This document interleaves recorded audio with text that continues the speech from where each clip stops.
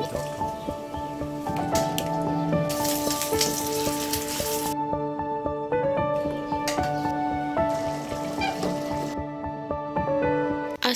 আলাইকুম, হুমায়রা মমস ব্লগে সবাইকে স্বাগতম।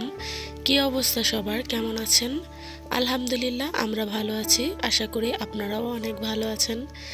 আজকের ভিডিওটি হচ্ছে সকাল থেকেই শুরু করেছি। আমি হচ্ছে প্রথমেই ডাইনিং টেবিলটা গুছিয়ে নেব। আমার ভিডিও যদি দেখতে দেখতে কোনো অংশ ভালো লেগে যায়, প্লিজ একটি সাবস্ক্রাইব করার অনুরোধ রইল।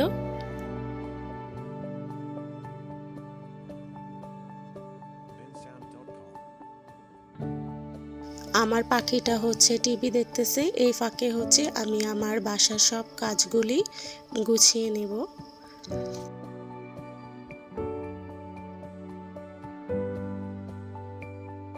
কালকে রাতে হচ্ছে কেউ ভাত খায়নি, ভাতগুলি ছিল, তাই হচ্ছে ভাবলাম আজকে সকালে সবাই পান্তা ভাত খাবো আর হচ্ছে ডিম ভেজে নিব।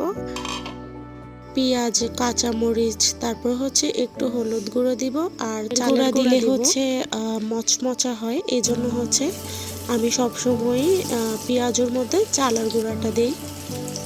পেঁয়াজগুলি আমি ভাজতে দিয়ে চলে আসলাম আলুর ভর্তা বানাবো।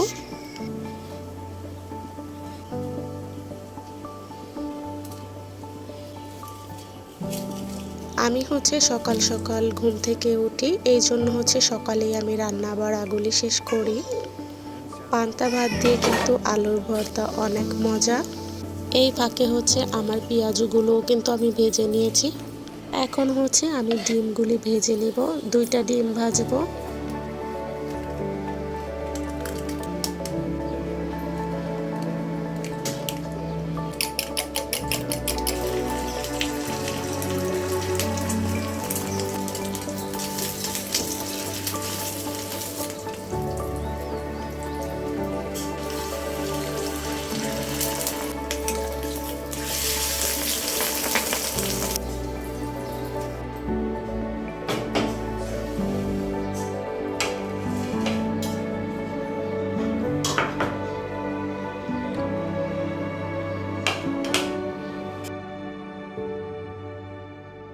আমার হাজব্যান্ডকে আর আমার ভাইকে হচ্ছে খাবার খাওয়ার জন্য ডাকলাম, তারা হচ্ছে এখন খাবে। আর এই তো আমার পাখিটাও চলে আসছে, হুমায়রা বুড়ি।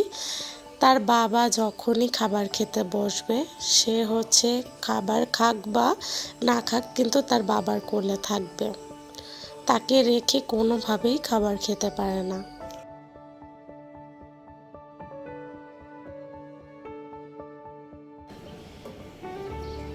পাকিস্তানের জনপ্রিয় খাবার পেশোয়ারি বিফ আজকে আমার বাসায়ও রান্না করলাম।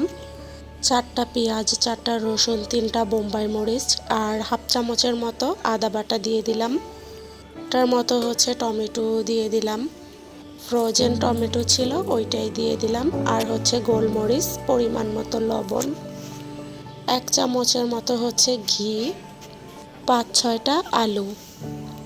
1 ঘন্টার মতো আমি রান্না করে নেব।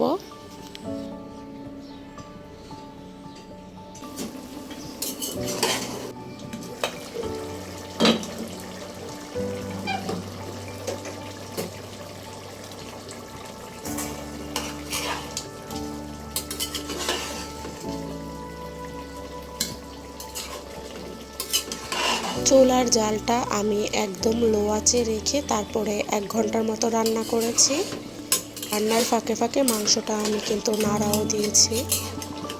মাংসগুলি একদম সফট হয়ে গেছে আর অনেক মজা হয়েছে। আপনারা যদি এখনও এই পেশোয়ারি বিফ না খেয়ে থাকেন, আমি বলবো একবার হলেও খেয়ে দেখবেন।